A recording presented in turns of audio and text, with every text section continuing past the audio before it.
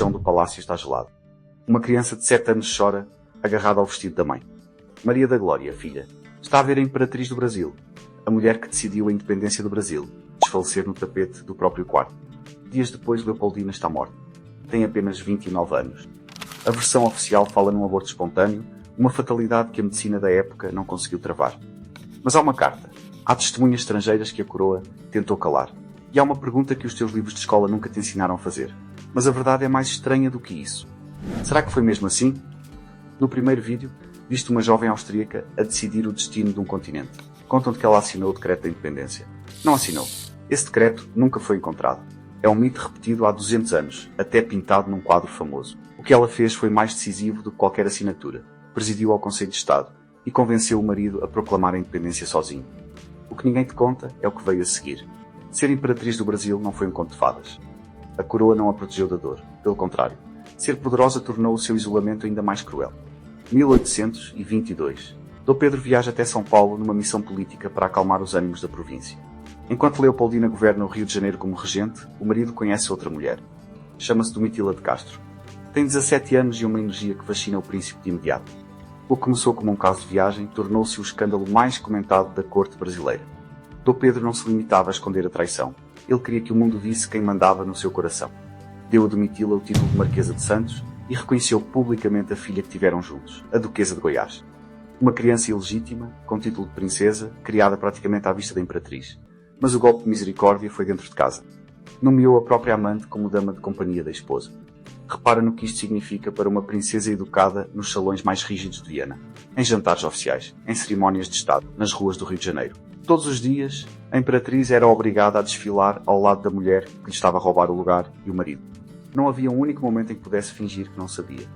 Leopoldina escrevia cartas desesperadas para a irmã, na Áustria. Chamava a Domitila do monstro sedutor. Dizia sentir-se reduzida ao estado da maior escravidão. Podes imaginar o que é ser a mulher mais poderosa do país. E sentir-te um estorvo no teu próprio palácio. Mesmo assim, ela não se afasta do trono. Continua a ser a conselheira política que mantém o império de pé. Assina despachos. Recebe embaixadores. Governa enquanto por dentro se apaga devagar. 1826. O pai de Dom Pedro morre em Portugal. Ele herda o trono português. Menos de 2 meses depois, abdica a favor da filha, que viria a ser Dona Maria II de Portugal, para não juntar as duas coroas. Soube decidir o destino de impérios inteiros. Mas não soube salvar o próprio casamento. Outubro de 1826. Leopoldina está grávida outra vez e o seu corpo já não aguenta a pressão. Pela primeira vez em 3 anos de humilhação pública, decide lutar. Manda as roupas do marido para a casa da Marquesa. Dom Pedro volta furioso e exige que Leopoldina e Domitila apareçam juntas numa cerimónia oficial. Debilitada pela gravidez, recusa-se a obedecer.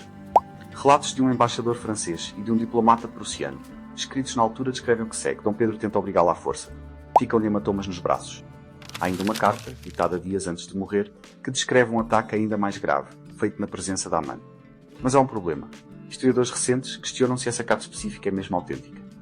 Fica como um dos maiores mistérios não resolvidos à volta da morte dela. O que está bem documentado, sem dúvida nenhuma, é isto. Nos dias seguintes, o pai de Domitila está a morrer no Rio de Janeiro. Dom Pedro desaparece do paço durante dias inteiros. A mulher está doente, grávida, sozinha. E ele simplesmente está a velar o pai da amante. Semanas depois, Leopoldina perde o bebê. A saúde piora. Febres. Hemorragias que não estancam. No dia 11 de dezembro, o coração dela para. Preciso de ser direto contigo aqui. Não existe um documento único e indiscutível que prove uma ligação direta entre a agressão e a morte. Mas uma parte dos historiadores defende que sim. Que os anos de humilhação e aquele confronto físico esgotaram o corpo dela. Outra parte insiste que foi apenas uma gravidez de alto risco, mal assistida, num tempo sem resposta médica para uma hemorragia daquelas. O que ninguém discute é o resto. Nos últimos dias, Dom Pedro volta para junto dela. Ajoelha-se. Chora. Pede perdão à mulher que humilhou durante anos. E ela, com a bondade que sempre a definiu, perdoa-o antes de morrer. Quando a notícia se espalha pelo Rio de Janeiro, o povo revolta-se. Leopoldina era amada. Associavam-na à própria independência do Brasil. Uma multidão marcha até a casa da Marquesa de Santos. Cerca a casa.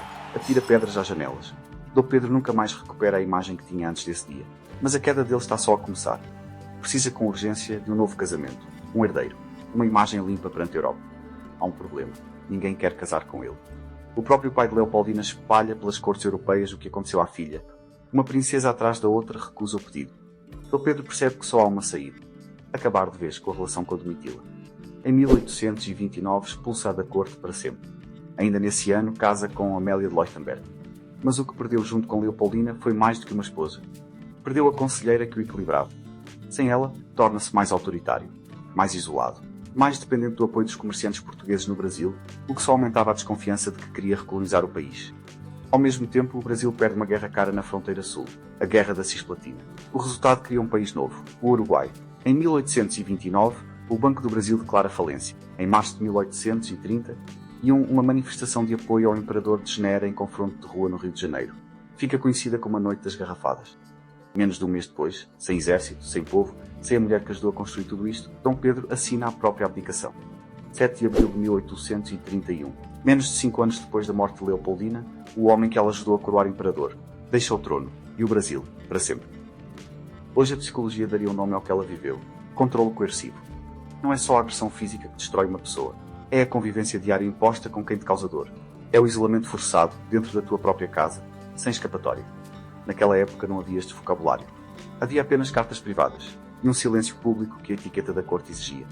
Vivemos hoje numa era de imagens perfeitas e filtros nas redes sociais. Quantas relações que parecem ideais escondem o mesmo silêncio que Leopoldina viveu?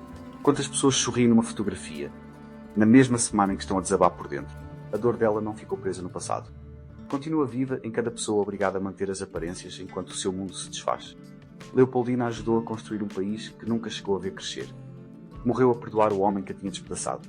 E no final foi o próprio império dele que desmoronou atrás dela.